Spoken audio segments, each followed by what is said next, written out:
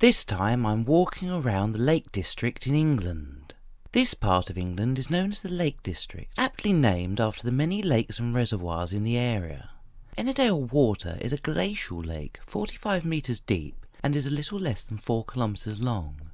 Glacial lakes are formed where a glacier, in this case one from the end of the last ice age, about 10,000 years ago, has eroded the land.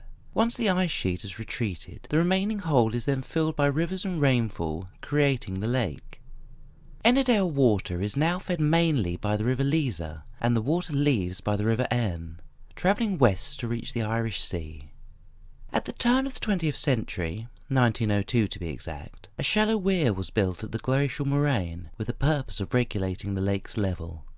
Despite a few thousand years of nearby habitation, the name of the lake has changed with alarming regularity. Broadwater in 1576, Broadwater by 1695, Broadwater in the 1760s, Ennerdale Water in 1784, and Ennerdale Lake by 1823. The British Ordnance Survey has it as Ennerdale Water, and personally I find them to be the authority in these matters. In 1810, the valley was in the fear of the Great Dog of Ennerdale, said to be roaming the hills, killing hundreds of sheep. It was eventually captured and was said to be both dog and large cat, which is not only improbable, but also impossible. But admittedly, I wasn't there, so who knows. Over at Ullswater, the second largest of the Lake District's lakes, I made passage aboard a steamer to the far side. The Lady of the Lake steamer was launched on 26th of June 1877 and is the oldest working passenger ferry in the world, alas converted from steam to diesel in 1936.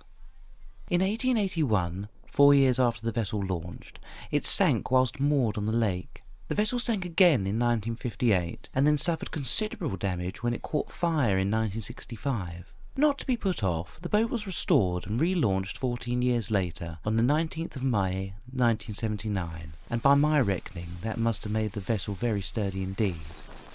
Formed by 3 glaciers at the end of the Pliocene, Ullswater is a ribbon lake, 14 kilometres long and 1.2 kilometres wide, and once served as the border between Cumberland and Westmoreland. The name of the border is either to honour the Viking chief Ulf or the Saxon lord Ulfus, or possibly the Norse god Ulra. All are possibilities, as a Viking settlement, Iron Age hill fort, and Nordic goings-on to be found around the shore.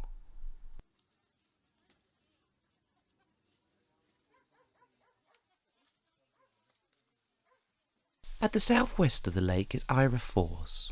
On the upper slopes of Stybarrow Dodd, at 720 metres, starts a flow of water called Ira Beck, flowing northeast, then south, as it travels 8 kilometres to reach Ullswater. 1 kilometre before entering the lake, the beck falls 22 metres down a ravine at the waterfall known as Ira Force. Ira is Old Norse for a river at the gravel bank, and Force means waterfall.